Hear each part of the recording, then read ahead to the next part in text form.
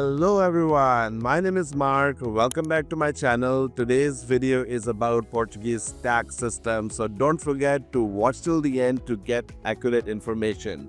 If you are new around here, I make travel videos related to Portuguese tax and accounting and fun videos. So hit subscribe if you get some value out of it. Today's topic, as you have seen from the title, is Portuguese tax system. Let's dive into it.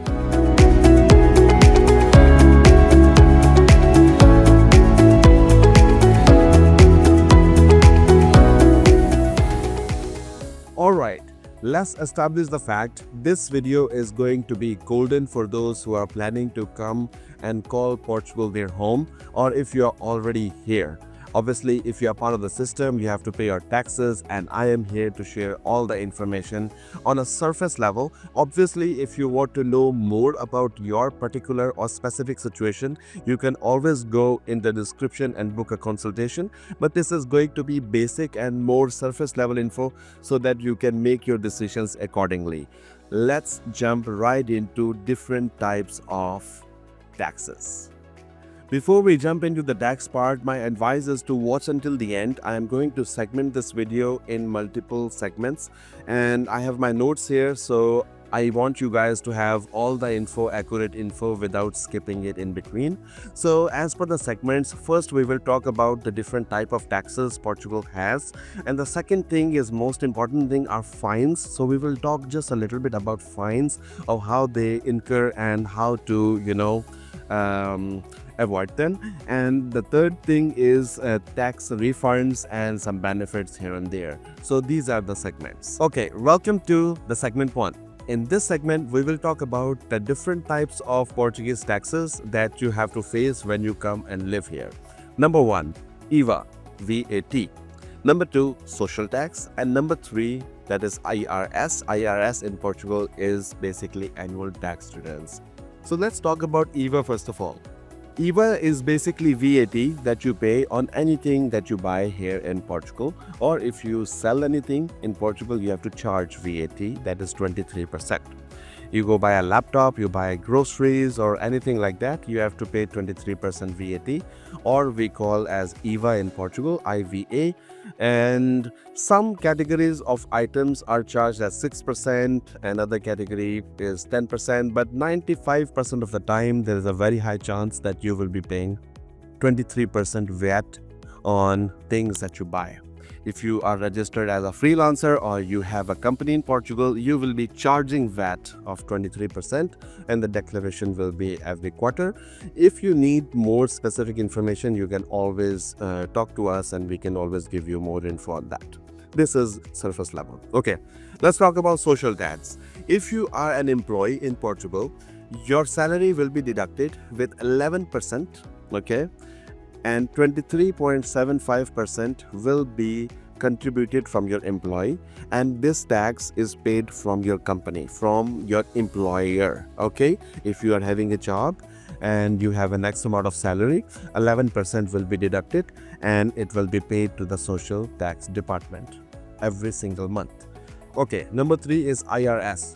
IRS is your annualized income tax that you will make throughout a year. In Portugal, a fiscal year is very simple. It's from January until December, and the taxes are done between April to June of the following year, and your taxes will be based on a tier-based tax that starts from more or less 13% and go up to 48%. It depends on your salary, your freelance income or rental income. Any kind of income that you have on your name will be taxed on an annual basis, and in April to June, when your accountant will do your accounting or your taxes, then you will know how much you need to pay. It's based on a tier percentage system, which is probably almost in all countries.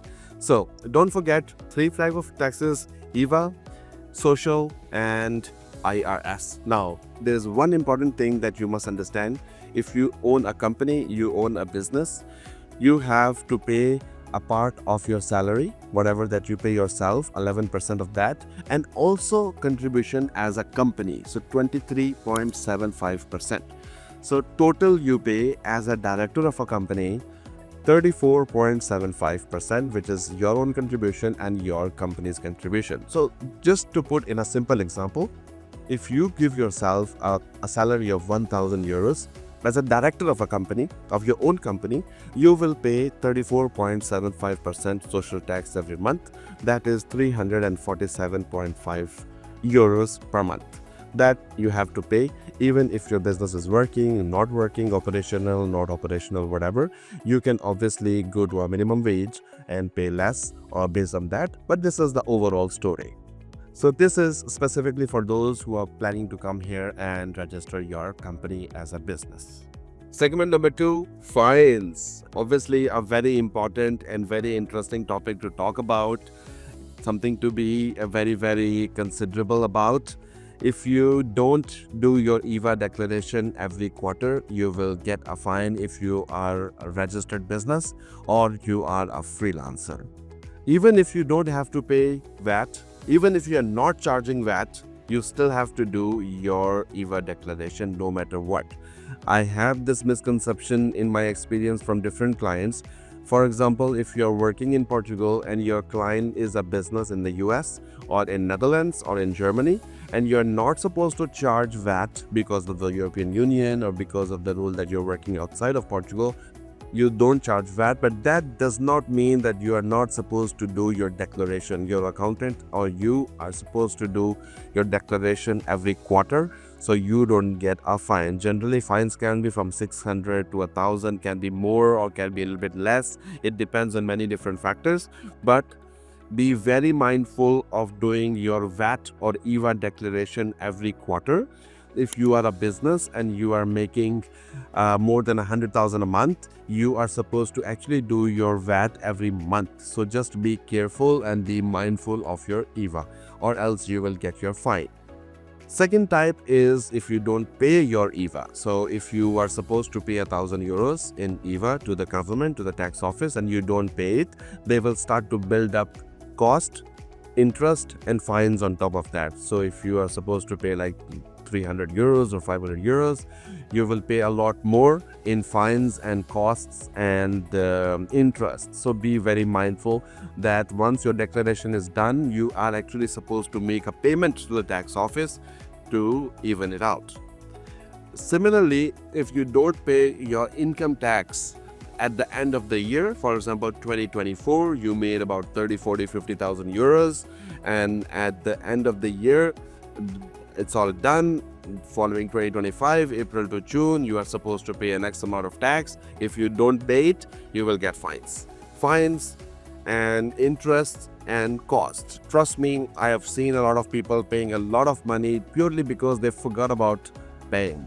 So you have to be very mindful of your taxes, or else you will get fines, and that's not a good idea.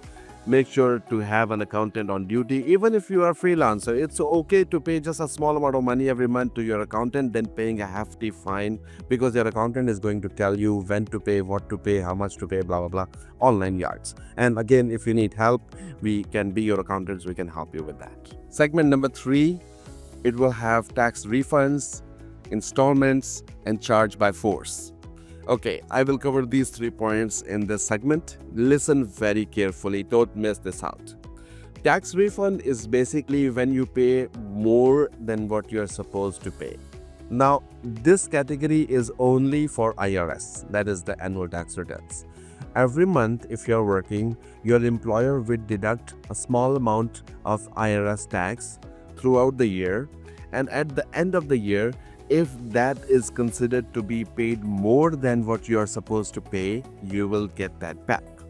Or in different type of scenario or in different type of category, at the end of a fiscal year and during your tax returns, it is determined by your accountant in the file that you have paid more than you were supposed to pay. You will actually get that tax back, refunded to you in an X amount of time. Or it can be adjusted with the following year. It all depends on different situations. As I told you, Portuguese tax code is very deep and there are so many provisions that it is almost impossible to find out a specific situation or anything general. So it can only be possible if we know ins and outs of this and that, of what is this income from, is it a worldwide income, local income, or whatever. So, but just to know that Portugal charges you on your worldwide income, it's important to know that even if you make a rental income in the US and you are a fiscal resident of Portugal, you will have to declare it here and pay it here. Now, thanks to the double tax treaties with different countries, including the US and other countries, where you don't have to pay double tax, you only need to do your declaration. So, for example, you are a fiscal resident of Portugal, you will do your declaration here, and you will also do your declaration in your home country that you have done and paid here, and double tax treaty come into the picture, and you don't have to pay double tax. But just understand that tax refunds work in this way. Now, second is installment. Let's say for any reason you are not able to pay your full tax. Let's say you are supposed to pay 3,000 euros to Finanças and you don't have it. It can happen and it's totally okay. So what Finanças does is automatically allow you to pay your taxes in installments every month. So they give you like a 2-year or 3-year or a 1-year tax plan where you can pay a small amount every month and continue to pay every month. Now, again, if you don't pay those installments, you will get fined. So you need to be very careful about those things. Every month, your accountant is supposed to give you a tax document, a tax installment document that you pay through a reference and entity. Portugal has that reference and entity payment system. So if you are here, you know already. So yeah, the point is that you can actually get your tax done in installments. Again, that those installments will come with costs and interest, okay? Because it's not possible to do without interest at all. If you want to pay in full, you pay in full, end of story, done, paid, I am clear. But if you want installments, it will take some time, interest will build up, and then the cost will build up on it, and then the total final including cost and interest, Finanças, the tax authorities will actually give you a PDF or a plan that tells you how much you need to pay per month and for how many months. That's basically how it works. Now, number 3, charge by force. Now, this is out of my experience. Finanças can actually take taxes out of your bank account by force if you don't pay at all. Even though after all the interest, even all the costs and everything, if you still don't pay, they will start taking money out of your bank. Okay, I've seen this happening. It's absolutely real. It happens 100% if you don't do it. So be very, very careful. Make sure to pay your installments on time and your taxes on time. This also happens to businesses. Okay, it's not only for individuals. This installment category and charge by force category, it's for both individuals and businesses. So you have to be careful. Even if you are a business, you have to pay everything on time, or they will start taking money out of your business bank account. Or if you are an individual, no matter where, they will send an inquiry to all the banks and they will start taking your funds, some part of your tax that you are supposed to pay from your bank account. Can be like 2,000 euros. You were supposed to pay 15,000 in taxes and they take 5,000 out of your bank account, and it's a running instruction that the bank has until you pay a certain amount. If your taxes due are below 5,000, they will be a little bit lenient. They will give you a payment plan, blah blah blah.